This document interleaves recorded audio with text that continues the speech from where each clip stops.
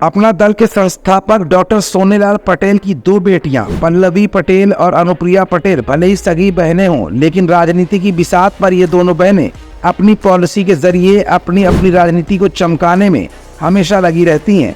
एक बार फिर डॉक्टर पल्लवी पटेल ने अपनी ही बहन अनुप्रिया पटेल के खिलाफ मोर्चा खोल दिया है। लेकिन इस बार पल्लवी पटेल आखिरकार सड़कों पर क्यों उतरी? इस बार क्या एजेंडा है जो अनुप्रिया पटेल को हैरान और परेशान कर रहा है? ये सब कुछ आज अपनी इस रिपोर्ट में हम आपको दिखाएंगे भी और बताएंगे भी। दरअसल डॉक्टर पल्लवी पटेल ने लखनऊ में कहा कि डॉक्टर सोनेलाल पटेल के नाम पर राजनीति कर अनुप्रिया पटेल सत्ता की मलाई काट रही हैं। डॉक्टर सोनेलाल पटेल के परिवार का एक हिस्सा 10 वर्षों में एक बार भी संदिग्ध परिस्थितियों में हुई हत्या की जांच करने के लिए एक पत्र तक भी भारत सरकार को नहीं लिखा और अपने को डॉक्टर पटेल का उत्तराधिकारी बताता है। पल्लवी पटेल ने अपना दल के संस्थापक डॉक्टर सोनेलाल पटेल की हत्या की सीबीआई जांच कराने राष्ट्रीय अध्यक्ष कृष्णा पटेल को Z श्रेणी की सुरक्षा प्रदान करने की मांग की है।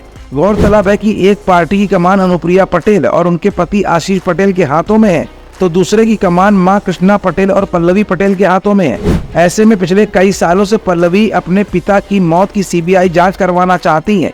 इसको लेकर उन्होंने पार्टी कार्यालय से पैदल मार्च निकाला। हालांकि वो राज्यपाल आनंदीबेन पटेल को ज्ञापन देने जा रही थी, लेकिन वो लखनऊ में नहीं थी, इसलिए डॉक्टर भीमराव अंबेडकर की प्रतिमा पर पहुंचकर एसीपी हजरतगंज को ज्ञापन सौंप दिया गया।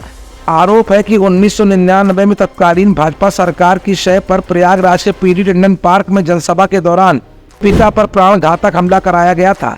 2009 में इस साजिश के तहत उनकी हत्या कर दी गई। सिराथू विधायक पल्लवी पटेल ने कहा कि सोनेलाल पटेल के नाम पर कुछ लोग खुद को उत्तराधिकारी बताकर सत्ता की मलाई काट रहे हैं, लेकिन उनकी संदिग्ध परिस्थितियों में हुई हत्या की जांच कराने के लिए सदन में आज तक आवाज नहीं उठाई। यहाँ तक अनुप्रिया पटेल ने एक बार भी केंद्र सरकार को पत्र तक नहीं लिखा है। इस बार के चुनाव में पल्लवी पटेल का पीडीएम फार्मूला अखिलेश के पीडीए फार्मूले से निकला हुआ ही माना जा रहा था, लेकिन कोई खास असर 2024 के लोकसभा चुनाव में इस फार्मूले का नहीं दिखाई दिया।